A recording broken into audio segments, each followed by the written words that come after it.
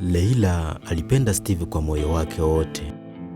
Alimsaidia alipokuwa hana kazi, alimwamini. Lakini siku moja Steve alibadilika. Sikupendi tena, nimepata mtu anayeweza kunipa maisha mazuri. Leila alichotambua ni kwamba Steve alishabadilika. Moyo wake ulikuwa kwa mwingine. Aliondoka nyumbani, akaishia kuzunguka barabarani. Aliuza vitumbua barabarani, akasafisha nyumba, akavumilia machozi kimya kimya, lakini hakukata tamaa. Alifanya kazi ndogo ndogo. Miaka 2 ilipita. Baada ya miaka 2, Leila alijijenga upya. Alipata kazi nzuri, akaanza biashara.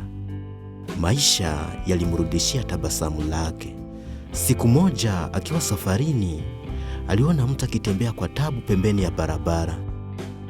Aliposogelea karibu, moyo wake ulitetemeka. Steve, wewe ni nani kakuacha hivi? Steve alikuwa mgonjwa.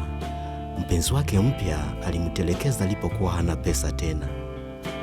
Hakukuwa na kumsaidia, ila Leila alirudi. Akampeleka hospitali. Steve akamwambia Leila, sikustahili. Ulinipenda kwa dhati na mimi nikakusaliti. Leila akamwambia, mapenzi ya kweli hayaishi.